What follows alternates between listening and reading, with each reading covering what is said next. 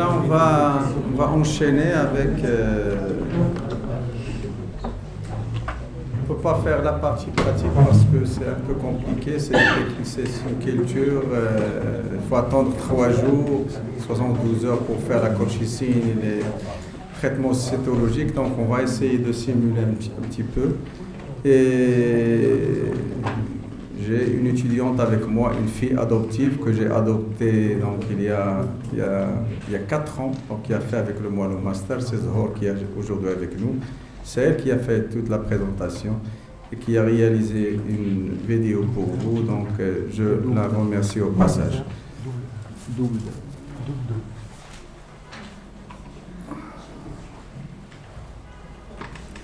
Voilà, donc on va enchaîner avec une petite partie pratique. Je l'ai déjà abordé, donc la culture c'est dans un milieu de culture. Aujourd'hui, on a un milieu de culture qui est prêt à l'emploi. On n'a pas besoin de faire des mélanges, L-glutamine, sérum de veau, antibiotiques. C'est juste un flacon de milieu de culture qu'on va mettre dans un tube et un prélèvement sur tube hépariné. Et on va lancer une culture de 72 heures à 37 degrés et sans CO2. Donc, il y avait une question tout à l'heure, est-ce qu'on travaille avec le CO2 ou non? Pour tout ce qui est postnatal, pas de CO2, mais pour tout ce qui est onco-hémato, le CO2 est préconisé, ça donne de meilleurs résultats. Donc après 72 ans, on va passer à là c'est juste pour que vous ayez en tête les étapes de la culture de la technique. On va passer à la colchicine.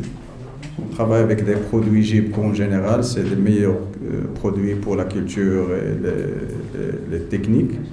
C'est un arrêt de division pendant 50 minutes en général, 50 à 1 heure.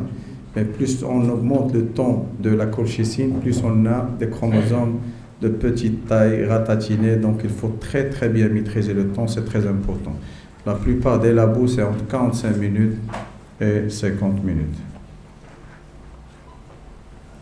Après, l'étape de choc, ça aussi c'est une étape très importante parce que là, on essaie de rester sur la température de 37 et ce n'est pas évident. Donc, il faut préparer son choc pendant le temps de la colchicine, le mettre à 37 et même le mettre à 39-40.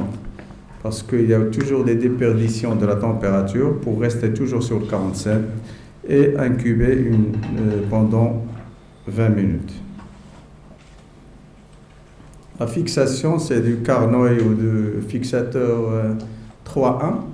Donc, il y a une préfixation, première fixation, deuxième fixation. Et quand on a un culot blanc comme ça, donc c'est bon, on peut faire notre étalement. Et là, c'est important aussi de cette corrélation entre le culot et le surnageant. Quand on a, c'est pas tous les jours la même taille de culot, mais quand on a un petit kilo, il faut laisser un petit volume. Quand on a un culot moyen, il faut augmenter un peu le volume. Et quand on a un culot énorme, il faut aller jusqu'à 1 ml. Donc cette nuance ou cette corrélation entre le volume et le culot, c'est très important. C'est bien d'avoir une richesse dans la lame, mais pas de trop parce que des fois, ça impacte sur la dénaturation. Là, après, on passe à l'étalement. Donc, nous, ce qu'on fait, on fait une plaque chauffante avec un bécher, on laisse bouillir et on étale sous la vapeur. Et il faut faire très attention à l'hygrométrie et on étale dans une salle fermée avec un climatiseur à 30 degrés, toujours pour garder la même température. Parce que le problème d'acéto, c'est quand ça marche très très bien, on ne sait pas pourquoi, et quand ça foire, on ne sait pas pourquoi. Raison pour laquelle il faut être carré, c'est-à-dire rester dans les mêmes conditions, ne pas changer. Raison pour laquelle il y a plein de labos de cyto maintenant qui sont accrédités, donc il ne faut pas changer les habitudes. Parce que d'un technicien à un autre, il y a quelqu'un qui va faire 20 minutes de choc, l'autre il a un appel, il répond à l'appel, tranquille, il va faire 30 minutes et il va dire après, ah non, j'ai un mauvais étalement, j'ai toutes les cellules qui sont éclatées. Il faut être ferme sur les temps, sur les températures, ça c'est très important. Après on passe à la dénate. Donc, ce qu'on fait au labo, c'est les bandes air. Il faut avoir un bon bain-marie par contre. Il ne faut pas avoir des bains-maries qui montent au maximum à 100 degrés, parce que vous n'allez jamais avoir les 87 degrés. Il faut aller à des bains-maries qui vont jusqu'à 200 degrés. Donc, c'est comme les vitesses. Donc là, on est tranquille quand on a un bain-marie qui va à 200. 87, c'est constant. Et on contrôle toujours avec un thermomètre. Donc la température de la solution tampon, c'est du tampon Na2HPO4, une fois molaire, qu'on met dans un bac pour dénaturation.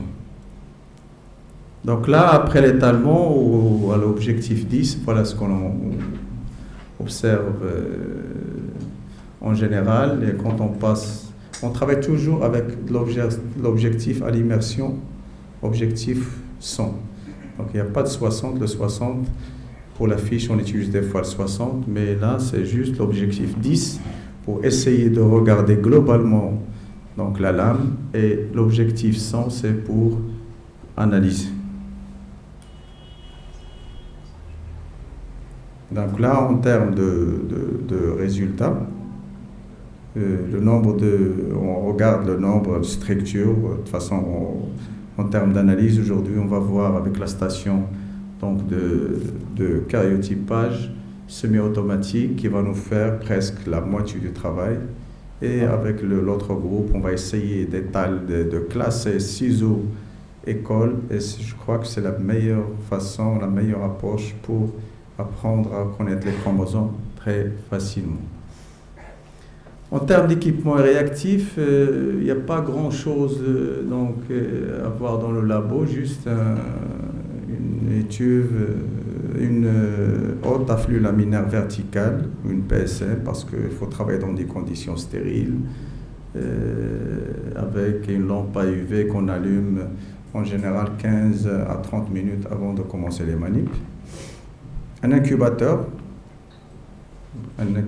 correct qui va maintenir la température de 37 degrés, ça c'est très important. Des fois, on a des coupures d'électricité au labo, et quand vous avez des coupures d'électricité, même d'1 heure ou 2 heures, ça impacte beaucoup sur la température. Donc il faut rester à 37, il ne faut jamais ouvrir les tubes pendant les 3 jours. Raison pour laquelle des fois on lance les vendredis, comme ça il n'y a personne au labo, samedi, dimanche, on gagne en temps et on est tranquille que les tubes vont rester à 37. Une sonderie, et là c'est très très important, je me rappelle très très bien de lancement de la cytogénétique au CHU de Fès avec le professeur Oldim. Ils avaient tout pour démarrer, sauf une seule chose, ils avaient même la sonderie. Ils ont acheté une sonderie avec des nacelles et des pots inadaptés aux tubes de culture. C'est des tubes en polystyrène avec 15 ml de volume, avec une taille de 127. Donc, c'est des tubes, quand on le met à centrifuger, ça casse. Donc, il faut faire très très attention à les tubes, aux sonderies. Acheter une sonderie adaptée aux tubes de culture. C'est des tubes Falcon en général, ou Becton Dickinson, BD, avec un volume de 15 ml et des dimensions de 127, c'est-à-dire 12 cm, 1,7 cm de diamètre. Ça, c'est très très important. Des fois, ça peut coincer l'activité. Un bain-marie, ici, donc ventilé. Une plaque chauffante pour faire l'étalement. En général, avec un bécher, de l'eau distillée, ça peut faire l'affaire. On n'a pas besoin d'un étaleur automatique. Ça existe sur le marché, mais apparemment, les gens qui l'utilisent ne sont pas contents. C'est surtout de l'expertise que de l'automatisation. Une balance, parce qu'on va peser le tampon, on va peser le cassel pour le choc. Balance...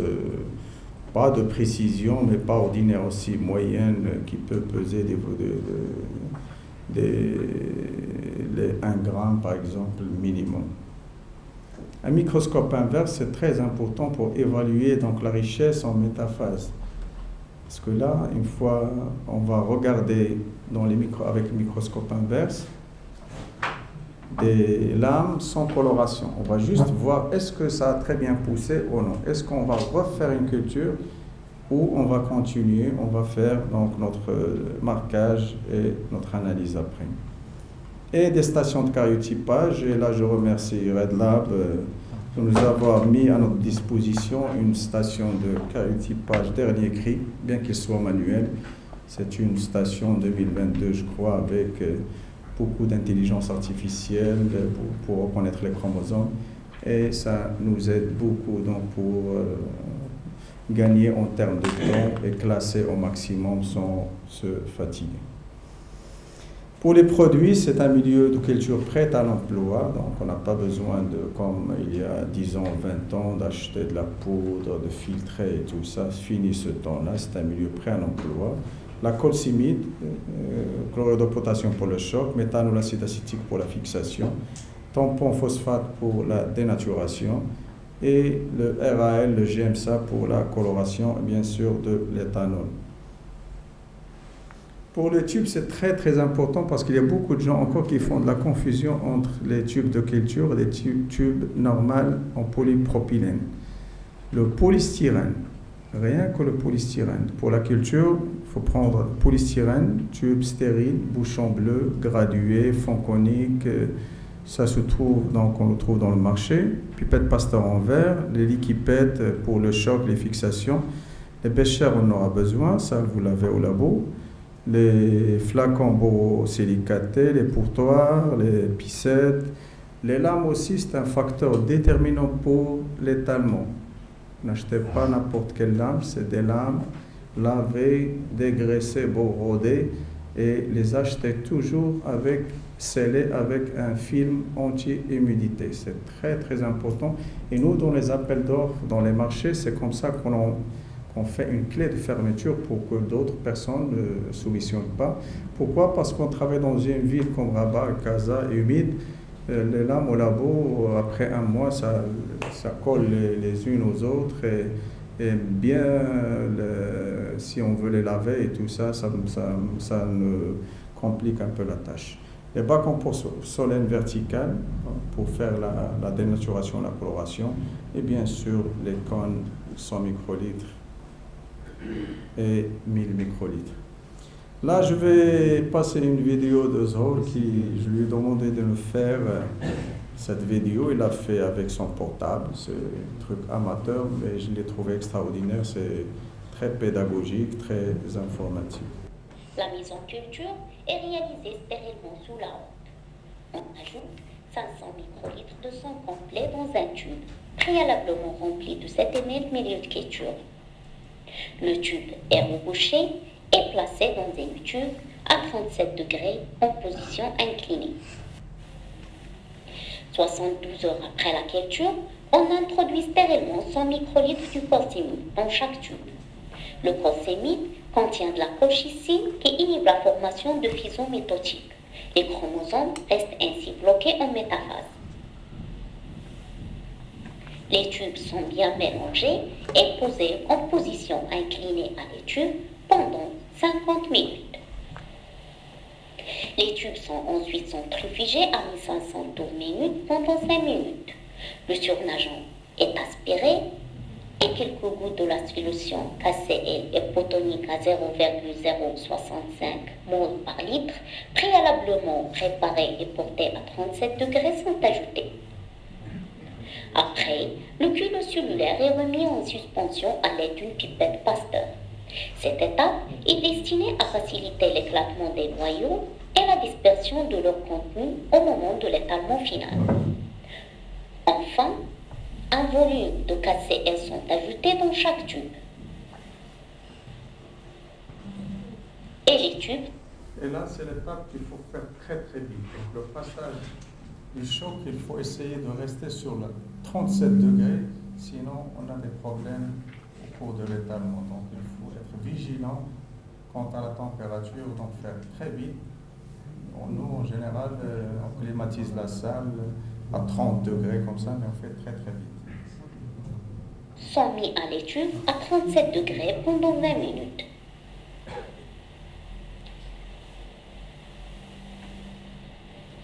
Une préfixation est réalisée en ajoutant un émel de fixateur frais composé de 3 volumes de méthanol et d'un volume d'acide acétique glacial. Puis les tubes sont mélangés et centrifugés 5 minutes. On renouvelle le fixateur 2 fois en faisant précéder l'opération d'une centrifugation et d'une illumination du surnageant. Le but est de préserver les chromosomes des étapes ultérieures qui pourraient les détériorer.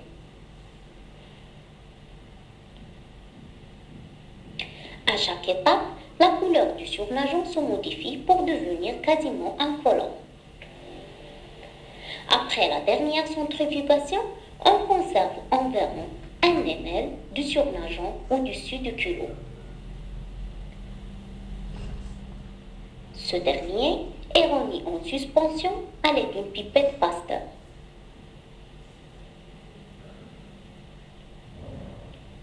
On laisse tomber 2 gouttes de la suspension sur une lame sous la vapeur.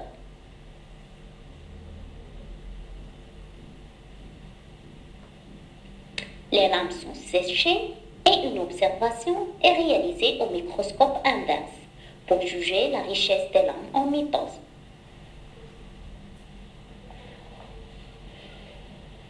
Et afin de faciliter le classement des chromosomes, on dénature la chromatine par la chaleur. On plonge les lames dans la solution dénaturante pendant un temps variable. Le temps de dénaturation dépend de l'âge des lames. À la fin, le temps de dénaturation dépend de l'âge des lames, mais nous, ce qu'on a mis au point dans le labo, c'est-à-dire on dénature à J0. C'est-à-dire le jour de l'étalement en dénature, c'est la meilleure des approches qu'on a trouvées au laboratoire, parce que sinon on a des problèmes, raison pour laquelle on gagne même en temps, c'est-à-dire pour rendre même un résultat 5 jours. Mais franchement, on n'est pas pressé parce qu'il y a derrière un staff et tout ça, mais on dénature toujours à J0. C'est-à-dire que si on ne veut pas étaler le jour même, on laisse le culot congelé et on étale le jour qu'on veut dénaturer. Les lames sont rincées, puis colorées dans le GEM-SAM 2% pendant 2 minutes. La capture et l'analyse des images sont réalisées dans un système de cariotypage soit semi-automatique, soit automatique, couplé à un logiciel d'identification et de classement automatisé. Le manipulateur vérifie le travail du logiciel et le complète en cas de chevauchement. Les chromosomes sont classés par paire d'homologues, par taille, décroissante et en fonction de la position du centromère.